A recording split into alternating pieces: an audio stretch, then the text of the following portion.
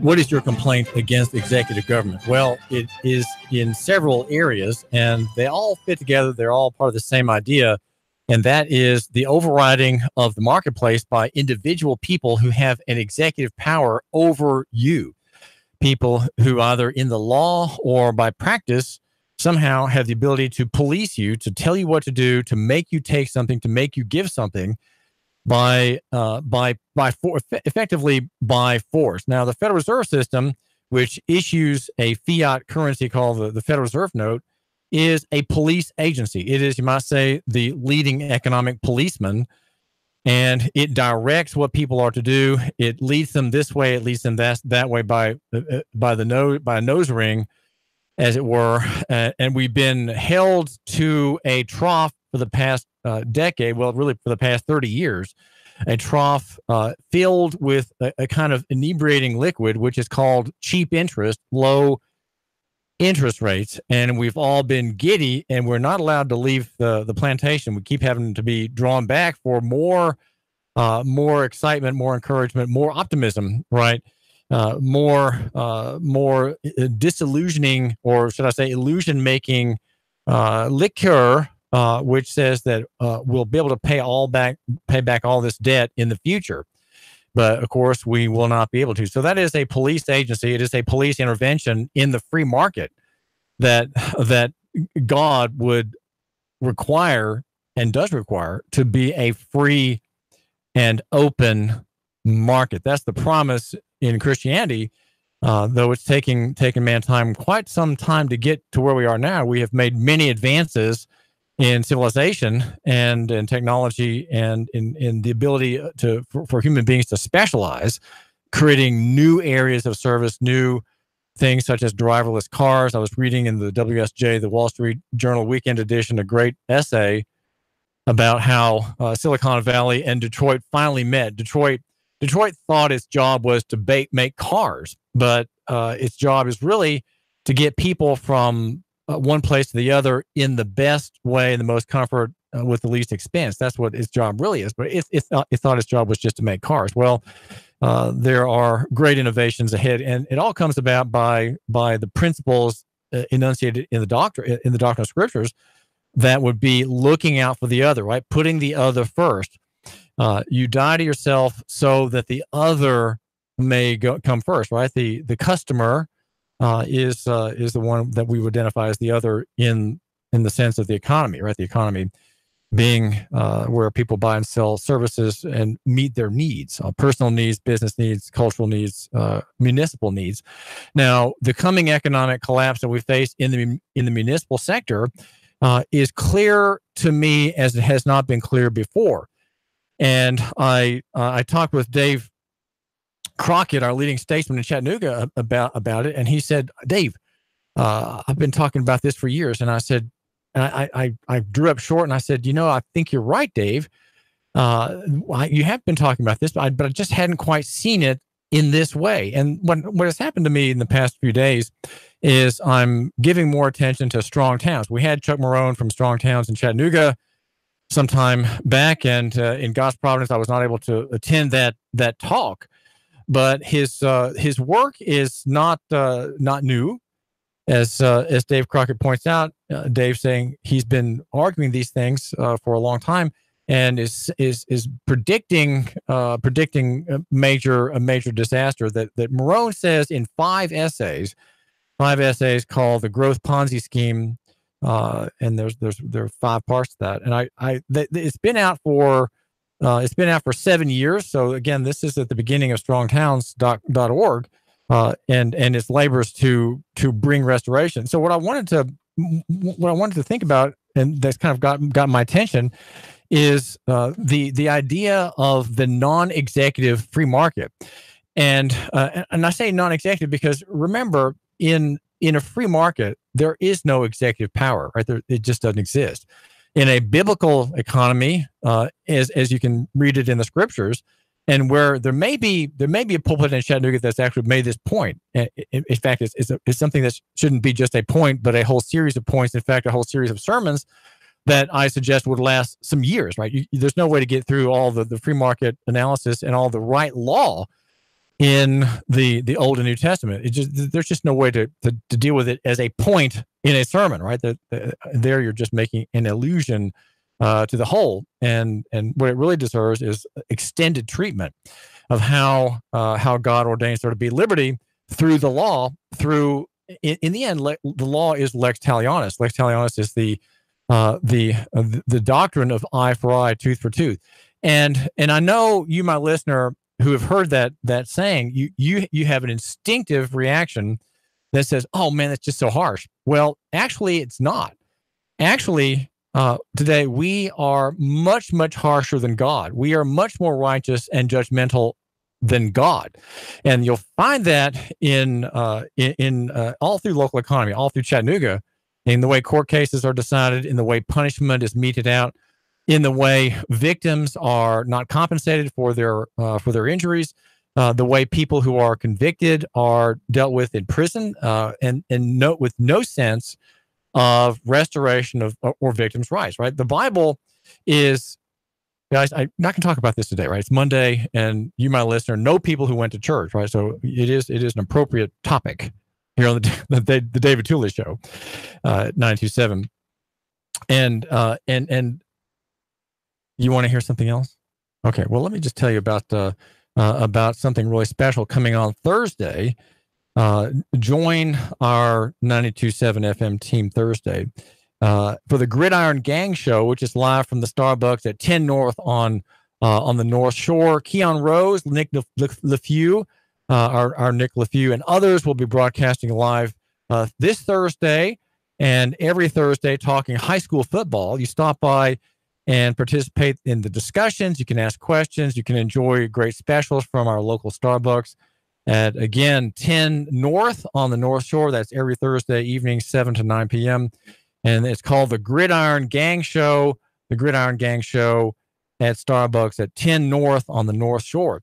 Now, the idea of, I mentioned that the idea of lex talionis is being mild, and it really is. God is much less just than you. You, my listener, you're all for prisons, right? You're all for the police state. You're all for surveillance. You're all for security. You're all for SWAT teams rolling in their MRAPs. You're all for that. And why is that? Well, because you want to be safe, right? And little do you realize that in your desire to be safe and your desire not to have to be responsible, which is to say to be an armed citizen, which is every responsible man is an armed citizen, and every responsible woman, I would like to suggest, could be the armed citizen with her concealed carry permit or not, her 380 in her purse or other weapon. People don't want to be responsible, and so they rely on delegation. They rely on delegation for education of their children, so they have public schools. They rely on delegation for reading a law book, which is, the law is completely open and for everyone to read, and yet they'll hire a lawyer who will mislead them and charge them huge fees for nothing, for bad advice and bad representation, and so they will have relying on police for security and safety when they should be relying on themselves and the amity of neighbors and the general goodwill in society. That's full in society. We have in Chattanooga a lot of goodwill among people who are total strangers. There's recourse and safety if you're suddenly in a shootout at a food city. Let's say some robbery's gone wrong. There's a shootout and someone's about to get taken as a hostage. Well, there are people there who are armed. Believe me, armed people shop at Food City, and so you don't have to count on simply the executive state to rescue you and to provide peace and tranquility and restore order. There are people there to do it, and right, we're Americans and we are brave and courageous, and we take risks on behalf of others. Of course, police officers generally don't. I mean, I think they need to reconsider their whole thinking and understand that their job is designed to take risks. Their job is to pile up risk for themselves as individuals and reduce risk among individuals in society. That's their job. Their job if in fact that is their job, that their job is to protect and serve women and children and innocent people, shop owners, business people, couriers, people who run offices, people who are on the road in transportation, people who are on the road in travels. The cops are there to protect those people and to secure their rights. That's why they exist. I think that's true. I propose that as at least a theoretical cause of their existence. But we have a coming national bankruptcy, and as I said, Dave Crockett has talked about it from a municipal perspective and also a tax structure perspective, and that's what he will talk about with you, my listener, here on the David Tula Show. How the tax system creates this this coming wasteland. We have a wasteland ahead, and I want to recommend to you the website strongtowns.org, and the number, by the way, to get on the David Tula Show. If you have a question or if you want to change the topic, feel free. We can really talk about anything that's on your mind. If you have a problem, I'm always glad to hear about your problems. I hear from people often, and I'm honored. I am honored that people, for example, such as Christina Alegre Phipps, contacted me today. She is the daughter of a man who was, I'll say, who was subject to peremptory police power in a phenomenon that is it's not uniquely American, but it is common to all authoritarian regimes where the constabulary, like Captain Segura in the Graham novel, has his cigarette case of human skin, which he took from the police officer who tortured his father to death. Graham Greene story, if you remember that. But in our country, we have the executive power applied not just in the economy, but in the street, and so it's the same function, and it's the same unbiblical function. And I say unbiblical because it is Monday, and people have been to church. Maybe not you, but people who have been to church and have heard a sermon, and they've heard probably in that church that God ordains essentially the state to be a judicial function, a judicial ethic and a judicial function. In other words, it's passive. It's waiting for there to be a crime or a wrong to be settled by arbitration or the judge, right? That's what it is. There is no executive state. And of course, there's no legislative state. Why would we need a legislature? Why would we need a Congress? Why would we need a General Assembly if God's law is all very clear and very simple and very straightforward and very light? It is really a very light burden that Christianity brings to society. But people are not satisfied with that. They want something different. They want a different ethic. They want an executive state, and they want a legislative state because we have to have always new laws to provide for the need to contain and regulate the executive power. That's why you have to have, if you have an executive state, you have to have a legislative branch to control and guide the executive function. All these things were wanted, of course, by the founders, who were Freemasons. Many of them were Freemasons, and many of them were Roman Catholic. There's a Roman Catholic centralizing core to the American history. And what we have today with the email I got from Christina Alegre Phipps, I called her immediately. When she emailed me, I called her immediately and said, I want to hear about the death of your father, Jose Alegre, in, I believe it was Rossville. In fact, I wrote a story about it, and it was in Walker County, just south of Chattanooga. Okay, it was...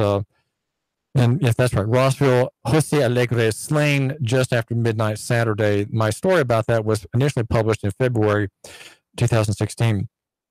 And what we have in view here is particular executive function.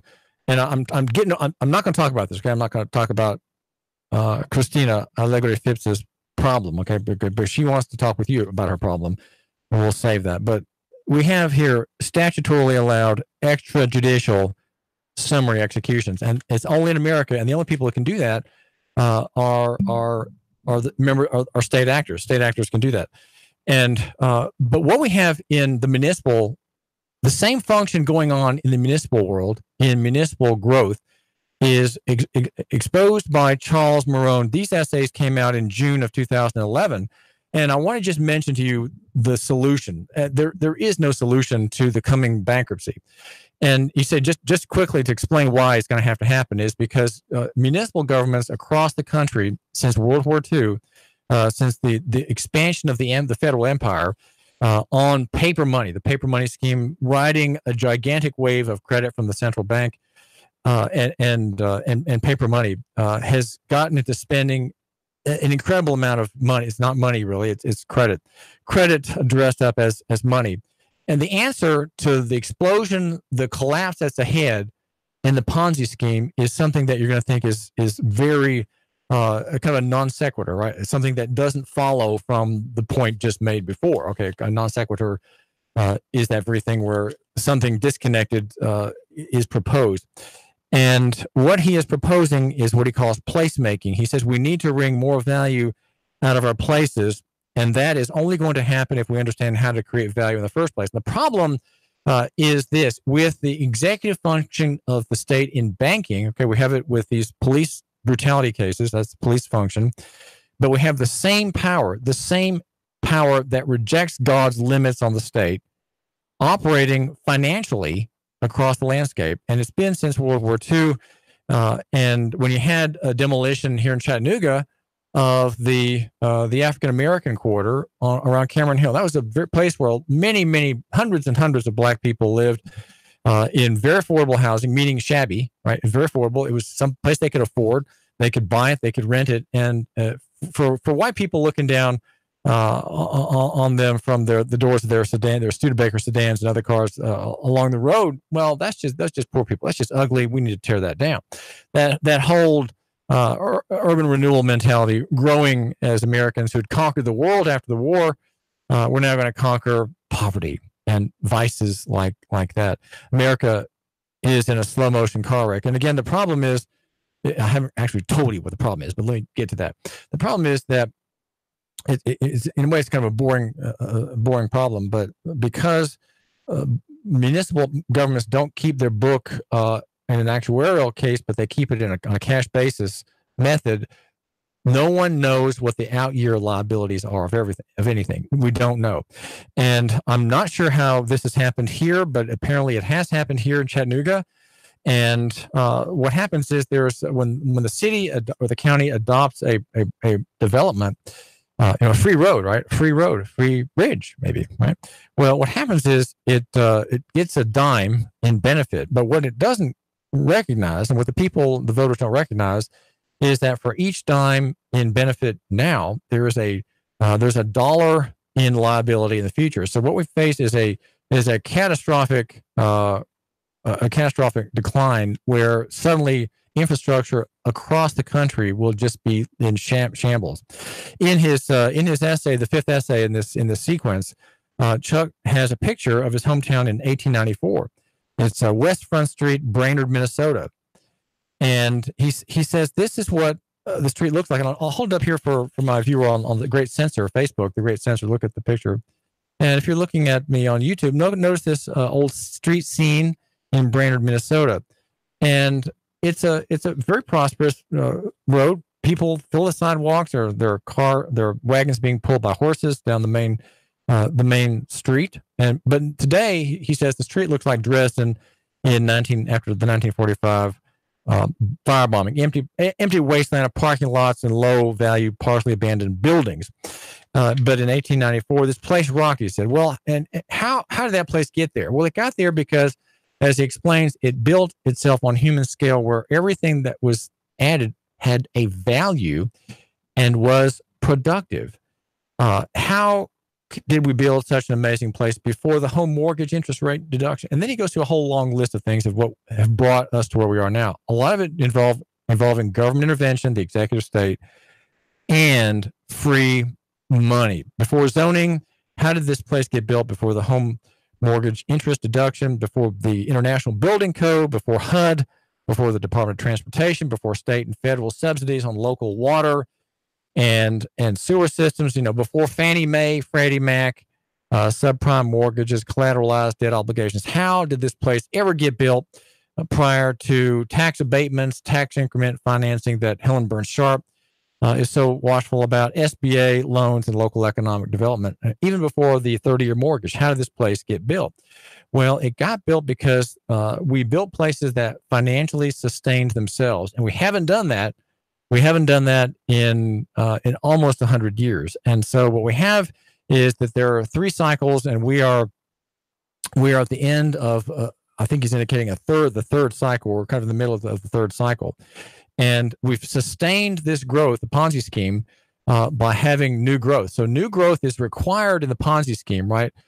New investors have to be brought into the Ponzi scheme to pay out the older investors, right? And so the same thing is happening in municipal finance. And cities are, in fact, bankrupt. They're already bankrupt across the country. Detroit is not an anomaly, he says. Detroit is simply early. And placemaking is what this show is about. How do we build place?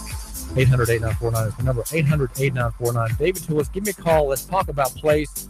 Do you love Chattanooga? What can you do to improve its value over time? David Toulis, Movie Radio. 3, 2, 1. Chattanooga Radio. Digital FM 95.3 HD4. 92.7 FM's news now.